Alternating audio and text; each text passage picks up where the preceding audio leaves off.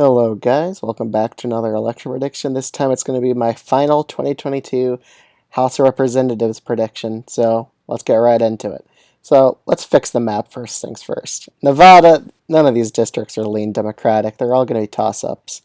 Montana's House district over here, overall, it's going to probably definitely be an over 10% GOP victory, so not really competitive. I am shifting this district from likely to lean. I think it's going to be it's going to go down from likely to a 4.5% win margin for the Dem here. Same with the district up here, Butterfield's old district. Just because the North Carolina Senate race is looking pretty bad for Democrats. State of Ohio, this is a toss-up race for sure. And I think now we could dive into the map. So with Iowa, let's start with that. This race is going to be likely Republican. Ashley Hinson's probably going to win by like 7. In Iowa 3rd, Axne might have a chance at preserving this district. If she's winning this district, that means Democrats have a chance in the House. But I think she's going to lose by just about 2%, I would say, in Iowa 3rd. Let's get to the map portion of this. Alaska at large, it's pretty confident that she's going to win by a likely Democratic margin just based off the ranked choice voting and how that works. Swihart, Democrats really gave up on winning this district, so it's going to be a likely Republican. They just stopped putting funds here. O'Haron's definitely going to make this district lean GOP, but it's still going to go to them regardless.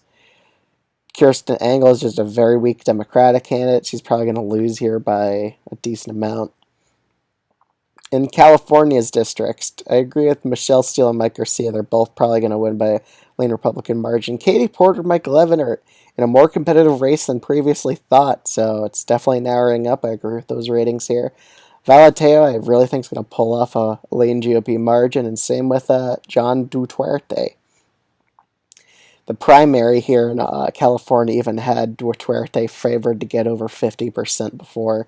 So both these states are going to be, or districts are going to be tilt GOP. Colorado 8th, even though it's a very decently Democratic, GOP is just going ahead in the polling here. Kirkmeyer is probably going to win. Connecticut's 5th. I think it's still tilt GOP, or tilt Democratic. The GOP candidate here, George Logan, he's putting up quite a fight in this district. He's definitely has a chance at winning here, but I think with the overall Democrat, pretty much she's in a decently Democratic district. That's what I'm trying to say. Biden won this district by about 11, so it's going to be hard for him to win. Stephanie Murphy, she's going to be cruising to a solid GOP victory just because with the overwhelming lead the GOP has in the House, or just in the Florida election alone, just in the governor and Senate races, winning by over 10 each. Sean Casten in Illinois, yeah, GOP is putting a lot of funds in this district. It's a very competitive race. They could very well win it. Illinois, the one gerrymander district here, I could show you what it looks like, actually. Let's actually just go to Illinois. Yeah, this weird snake-looking thing. It's definitely going to be lead Democratic. Well, this district's going to be tilt Democratic. GOP has a real shot at winning this, but I think Sorensen's probably going to beat a Republican here by a decent amount. Well, not decent, just enough to win, I would say. To finish off the Midwest, I honestly think Angie Craig's probably going to lose because of the third party in Minnesota, the marijuana party, taking away votes from her in this district. Because Republicans fund that party just to steal votes from Democrats, and I think it's going to work here in Minnesota for Republicans at taking away this district from the Dems. Okay, let's just finish off the Midwest here. Slotkin, I think, is slightly favored to win against Barrett. She's a very strong incumbent, but polls have shown this is a tilt race either direction, but I think she'll pull it off just because of how bad Tudor Dixon's going to be doing in the governor race in this state.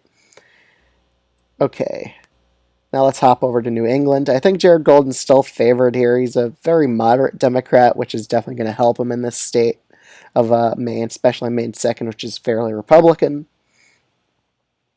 New Hampshire's 1st district, I still think the Democrats slightly favored here because I do think the Anselm poll that showed him in danger was just a bad sample overall of New Hampshire. And Rhode Island's 2nd district, I think Fung's honestly going to pull off a victory here, just a narrow one, just because. I didn't mean to make it tilt Democratic. I meant to make it tilt GOP. I think he's going to pull out because he's running a very good moderate Republican campaign overall. Now let's go to my home state, New York. So Zeldin's margins in New York's going to definitely have a big impact on the House races, which is why I'm putting Garbarino as a solid GOP win. And even Zeldin's old district, because he's getting a lot of turnout in Long Island, it's definitely going to be solid as well. In upstate New York, even though Williams was shown to be down in the New York Times poll, it's 45 to 42. The Democrats only leaning by 3 there. It's a very close race, and all these undecideds are probably going to vote GOP in upstate New York.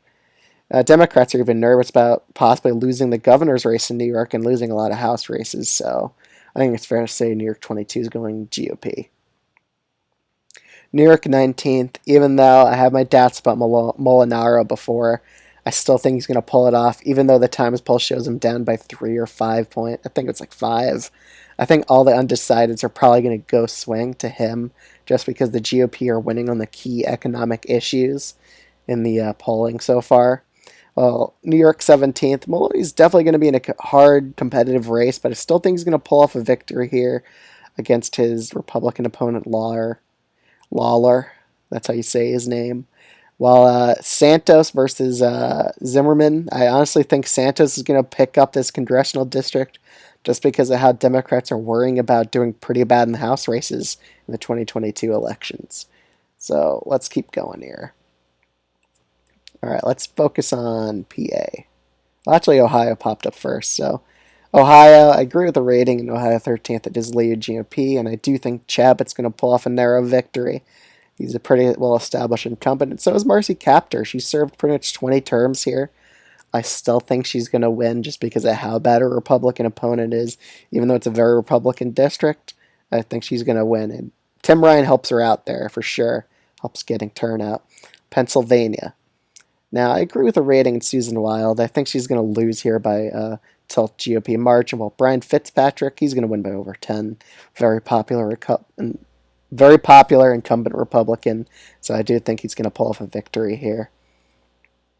Well, in PA 17th, I think who's running in PA 17th? I think Chris DeLuza really lucks out that Shapiro's winning by so much against Mastriano. I think Shapiro's just going to drag probably Fetterman and DeLuza over to a victory. Same with Cartwright as well. He's getting dragged to victory by Shapiro. Plus, Cartwright in his own right, he's a very strong incumbent, and he knows how to debate. He does well in the debates too, and he's a fairly good populist Democrat in the state of Pennsylvania. Got to give it to him. Okay, let's go back to the full United States map. In Texas, Mario Flores is running a very good campaign against Vincent Gonzalez. However, it's a D plus 15 district, so I have to give the victory for Vincent Gonzalez by a slight margin. Henry Kuehler is in trouble, though. There's always scandals surrounding his campaign, especially with like cartels now or something. But I still think he's going to pull off a victory here because he's pretty much like centrist or even sometimes center-right on certain policies, so he's definitely going to get a lot of more conservative Latinos to possibly vote for him here. While New Mexico's second, probably the most competitive House races in the country, but I think Yvette Herrell is slightly favored to win here, just under 1%, because polling has shown she is in a bit of trouble here, because it's pretty Democratic of a district. Now, Nevada, GOP has a real chance at sweeping every race in Nevada, and I'm not kidding.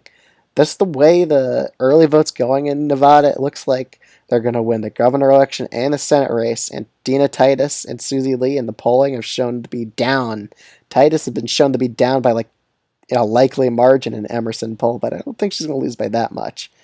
But I think it's going to be tilt GOP in both these races, while Stephen Horsford kind of gets lucky here because even Emerson shows him leading just by 3 points in this district. So it's a tilt margin for him, I would say, in Nevada. So GOP is already at 230 seats. But in Washington, this is still a fairly Democratic district. Washington 8th. Plus, it's an incumbent Democrat, Kim Schreier, running here. I think she wins by about 2% against her Republican opponent. Now let's zoom in on the state of Oregon. Very interesting state, to say the least. Now let's look at the partisan leans. Val Hoyle and Alex Scarletto. I'm putting this race to tilt Democratic. He's tied in some polls here, so it's really getting bad for Democrats in the state of Oregon. The fact of the matter is, Democrats made the biggest mistake in voting Kurt Schrader on the Democratic primary. He possibly could have held this seat, and honestly, he probably would have. It would have been tilted Democratic.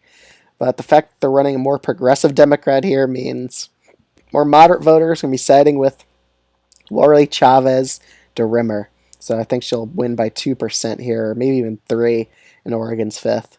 Well, in Oregon's 6th district, it's still more Democratic than the 12.7 district, so I have to give the win to Salinas here, but she's in a very competitive race, and it's going to go down the wire.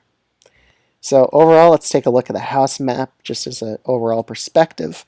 I officially, on Election Day, this video is coming out, it's going to be 231 Republicans to 204 Democrats. I think I'm pretty spot on with this prediction, but let's see what happens on Election Day. It could even go to 240 Republicans if it's every toss-up race going to the Republicans. If we see that in Virginia 7th, if Spanberger is losing this district and she officially loses early in the night, Republicans are getting to like 245 seats, which is just nightmare scenario for Democrats. So that's my election prediction of the House races. I'll see you guys in the next video. Like, comment, and subscribe. Peace out.